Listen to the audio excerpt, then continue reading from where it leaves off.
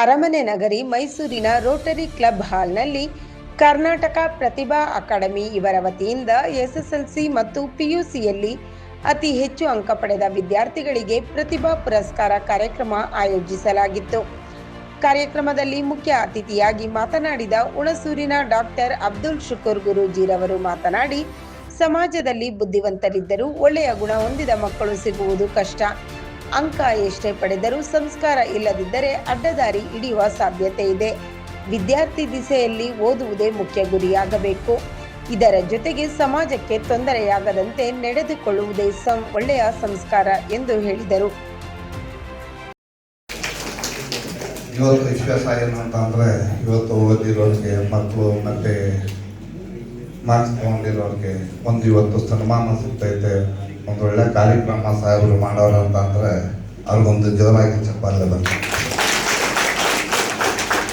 ಸಾಹೇಬರಿಗೆ ದೇವರು ಆಯುಸ್ಸು ಆರೋಗ್ಯ ಕೊಡಲಿ ಅಂತ ಎಲ್ಲರೂ ಆಯ್ತು ಒಂದ್ಸತಿ. ಯಾಕೆಂತಂದರೆ ಇದೆಲ್ಲರಿಗೂ ಸಿಕ್ಕೋದಿಲ್ಲ ಪುಣ್ಯ. ಕಾದಿ ಕಾವಿ ಹಸರು ಈ ಯೋಗ್ಯತೆ ಇರೋರು ಮಾತ್ರ ಸಿಕ್ಕದು. ಈ ವಿದ್ಯಾರ್ಥಿಗಳಿಗೆ ಮಾಡೋಕ್ಕೆ ಅವಕಾಶ ಸಿಕ್ಕೋದು ಪುಣ್ಯವಂತರಿಗೆ ಮಾತ್ರ. ದುಡ್ಡು ಬೇಕಾದಷ್ಟು ಇರುತ್ತೆ, ಹಣ ಬೇಕಾದಷ್ಟು ಇರುತ್ತೆ, ಅದರ ಮನಸ್ಸಿರಲ್ಲ ಮಾಡೋಕ್ಕೆ. ಅದಕ್ಕೋಸ್ಕರ ಸಾಹೇಬರು ಇಷ್ಟೆಲ್ಲ ಮಾಡ್ತಾರೆ, ನಮ್ಮ ರಾಜ್ಯಾಧ್ಯಕ್ಷರು ಎಲ್ಲ ಸೇರ್ಕೊಂಡು ಎಲ್ಲ ಮಾಡ್ತಾರೆ ಅಂದಾಗ ಇವತ್ತು ನಾವು ಅವ್ರಿಗೋಸ್ಕರ ಜಾಸ್ತಿ ಆಯುಸ್ಸು ಆರೋಗ್ಯ ಆಶೀರ್ವಾದ ಕೊಡಲಿ ಅಂತ ನಾವು ಹಾರೈಸ್ತೀವಿ ಸರ್. ನಿಮಗೆ ದೇವರು ಒಳ್ಳೇದು ಮಾಡಲಿ.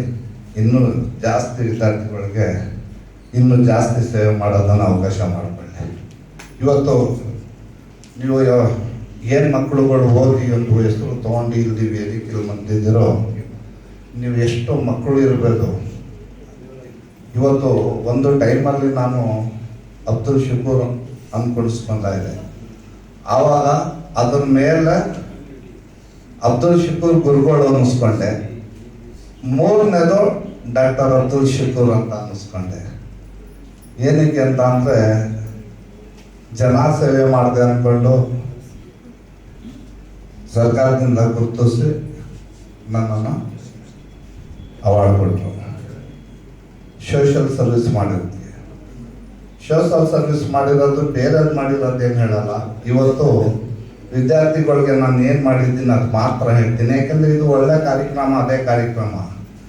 ಇವತ್ತು ನಾನು ಒಂದು ಚಿಕ್ಕ ಘಟಕನ ಹೇಳ್ತೀನಿ ಸರ್.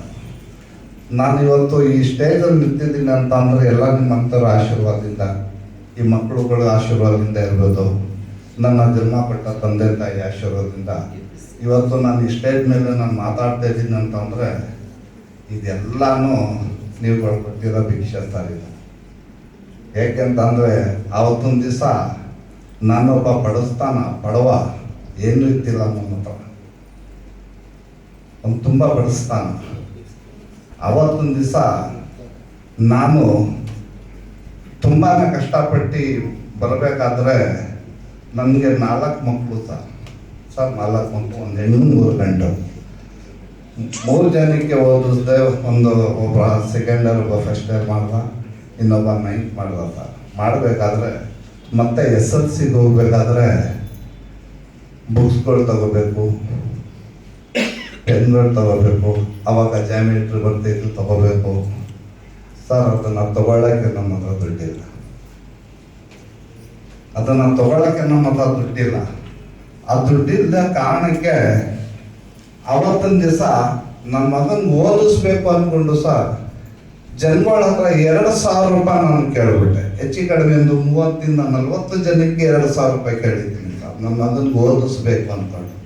ಆದರೆ 2,000 ರೂಪಾಯಿ ನನಗೆ ಕೊಟ್ಟಿಲ್ಲ. 2,000 ರೂಪಾಯಿ ಕೊಟ್ಟಿಲ್ಲ. ನಾನು ಒಂದು 5 ನಿಮಿಷ ಮಾತಾಡ್ತೀನಿ, ಯಾರಿಗೂ ಬೇಜಾರು ಮಾಡ್ಕೋಬೇಡಿ ಸರ್. ಯಾಕೆಂದರೆ ನಾವು ಬಂದಿದೆ ವಿದ್ಯಾರ್ಥಿಗಳಿಗೂ ಯಾರಿಗೂ ನಾವು ಆ ಥರ ಆಗ್ಬಿಡ್ದು ಅಂತ ನಾನು ಅವ್ರಿಗೊಂದು ಎಚ್ಚರಿಕೆ ಕೊಡ್ತಾ ಇದ್ದೀನಿ ಅಷ್ಟೇ. 2,000 ರೂಪಾಯಿ ನನಗೆ ಯಾರೂ ಕೊಟ್ಟಿಲ್ಲ. ಇಲ್ಲ ಕೊಡ್ದಿದ್ದ ಕಾರಣಕ್ಕೆ ನಮ್ಮ ಮಗ ಹೇಳ್ದ, ಅಪ್ಪ ನನ್ನ ಹಣೆ ಬಾರದಲ್ಲಿ ಇಷ್ಟೇನು ಇರೋದು, ನಾನು ಓದಲ್ಲ, ಏನಾದರೂ